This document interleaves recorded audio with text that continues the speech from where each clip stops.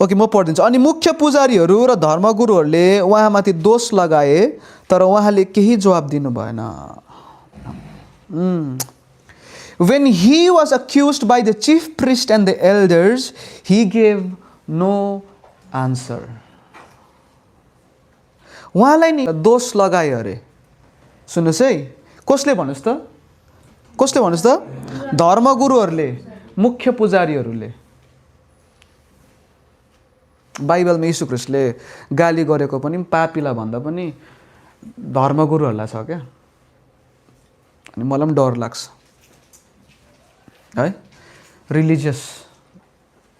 बरु पापीलाई त प्रभुले माया गरेको छ होइन, उसलाई त्यो ठाउँबाट उकासेको छ, ल्याएको छ। तर बाइबलमा यीशु ख्रीष्टले गाली गरेको, यीशु ख्रीष्टको त्यो काउन्टर भएको कुरा चाहिँ कोसँग छ भन्नुहोस् त? धर्मगुरुहरूसँग छ। अनि यहाँ धर्मगुरुहरूले के गर्यो थाहा छ यीशु ख्रीष्टलाई? धर्मगुरुहरूले उहाँमाथि दोष लगाए, मुख्य पुजारीहरूले पनि, चिफ प्रिस्ट भन्नुहोस् त? एरेगेरे प्रिस्टहरू होइन, त्यो चान्चुने प्रिस्टहरू होइन, चिफ प्रिस्टहरूले पनि के गर्यो अरे? यीशु ख्रीष्टलाई अक्युज गर्यो। अक्युज भनेको के हो हजुर? अक्युज चाहिँ कसले गर्छ भन्नुहोस् त? यहाँनिर दोष लायो। अनि शैतानको अर्को नाउँ पनि के हो भन्नुहोस् त? अक्युजर हो। शैतानको अर्को नाम याद सुन्नुहोस् है, के हो? अक्युज गर्नु। शैतानले तपाईँलाई के भनिरहन्छ नि त? तँ त यस्तो थिइस् होइन र, तेरो त यस्तो थियो होइन र, तँ त यस्तो खाले मान्छे होइन र। अनि अक्युज भन्ने कुरा नि शैतानको पनि नाम हो फेरि, अक्युजर भन्ने कुरा चाहिँ। फेरि शैतानले जहिले पनि अक्युज गर्छ तपाईँलाई। शैतानले फ्युचर देखाउँदैन, तपाईँको पास्ट देखाउँछ। अनि यहाँ चाहिँ धर्मगुरुहरूले चिफ प्रिस्टले नि यीशु ख्रीष्टलाई अक्युज गरिरहेको छ। तर मजाको कुरो नि यीशु ख्रीष्ट बोलेन भनेको छ। हालेलुया, हालेलुया। के गर्यो अरे हजुर? दो यीशु ख्रीष्टसँग राइट थियो उहाँ बोल्न सक्नुपर्ने, किनकि उहाँले त केही गरेको थिएन, तर पनि उहाँ चुप्प लाग्यो भनेको छ।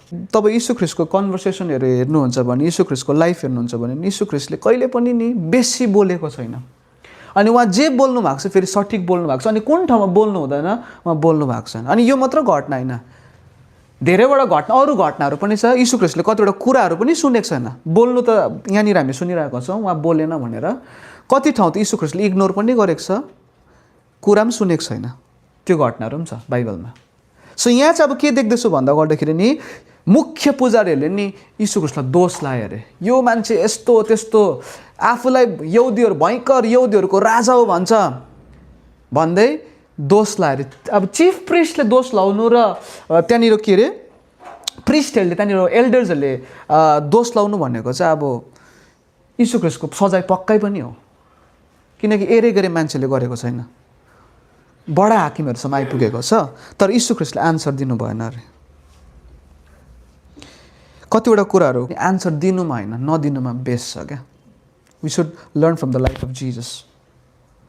अब सुन्नुहोस् है, 13 पद पढ्दैछु। तब पिलातसले उहाँलाई भने, तिम्रो विरुद्धमा तिनीहरूले अनेक कुराहरूको गवाई दिँदछन्, के तिमी सुन्दैनौ? के भनेछ? के भन्यो अरे पिलातसले? तिम्रो विरुद्धमा तिनीहरूले अनेक कुराहरूको गवाई दिँदैछन्, के तिमी सुन्दैनौ? पिलातस त्यहाँनिर अब गभर्नर, त्यहाँनिर पिलातस खडा भइरहेको छ, मेन मान्छे जसले चाहिँ अब न्याय गर्छ। सो पिलातसले भन्दछ यीशु ख्रीष्टलाई, तिम्रो विरुद्धमा धेरै कुराहरू, अनेक कुराहरू यहाँनिर भन्दैछन्, के तिमी सुन्दैनौ?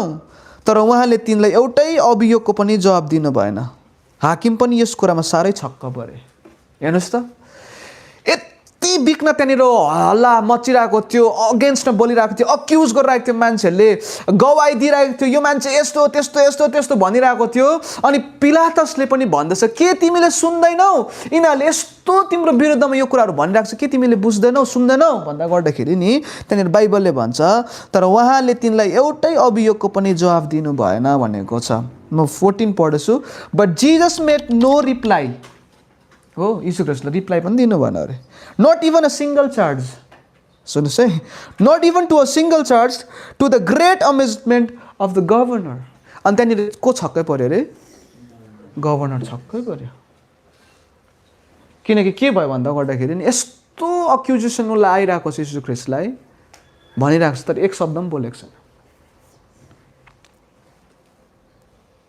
अब सुन्नुहोस् है, कतिवटा कुरो नि तपाईँको वर्ड भन्दा तपाईँको साइलेन्स के छ, पावरफुल छ।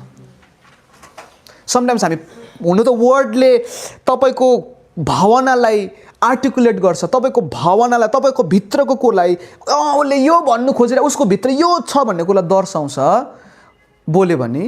तर कतिवटा कुरो चाहिँ हामी यहाँनिर के देख्छौँ भन्दा, के सिक्न सक्छौँ भन्दा गर्दाखेरि silence sometimes is powerful than the word.